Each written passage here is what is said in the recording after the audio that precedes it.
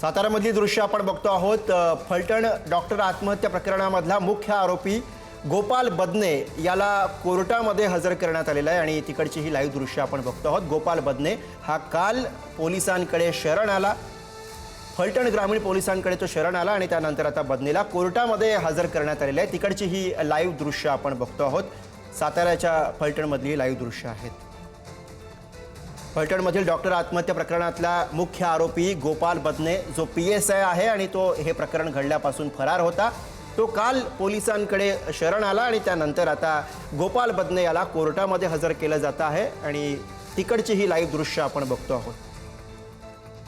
साताऱ्यामध्ये महिला डॉक्टरने आत्महत्या केल्यानंतर आपल्या हातावरती जी सुसाईड नोट लिहिली होती त्याच्यामध्ये प्रामुख्याने PSI गोपाल बदने याच्यावरती आरोप केलेला होता। गोपाल बदने यानं आपल्यावरती 4 वेळा बलात्कार केला असा आरोप या महिला डॉक्टरकडनं करण्यात आलेला होता आणि आता या गोपाल बदने याला कोर्टामध्ये हजर केले जाते। अधिक अपडेट्स घेऊयात। साताऱ्याहून प्रतिनिधी साई सावंत आपल्याला अधिक सांगतात। साई, नक्कीच आरोपी जो PSI गोपाल बदने आहे त्याला आता फलटणच्या कोर्टामध्ये आणलेलं आहे।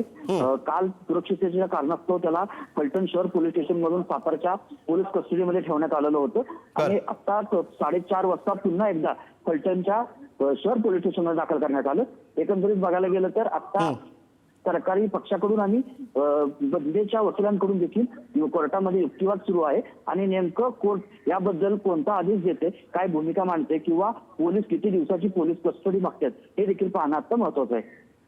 बरं, धन्यवाद साई आपण दिलेल्या सगळ्या सविस्तर माहितीसाठी। तर सध्या न्यायालयीन प्रक्रिया सुरू आहे, त्याला कोर्टामध्ये हजर केलं गेलेलं आहे, त्यामुळे आता पोलीस किती दिवसांची कोठडी मागतात हे पाहणं सुद्धा या सगळ्या प्रकरणामध्ये महत्त्वाचं असेल। गोपाल बदने जो या प्रकरणामध्ये मुख्य आरोपी आहे त्याला आता कोर्टामध्ये हजर केलं गेलंय। तिकडची ही लाईव्ह दृश्य, लाईव्ह घडामोडी आपण बघतो आहोत। काल गोपाल बदने हा पोलिसांसमोर शरण आलाय।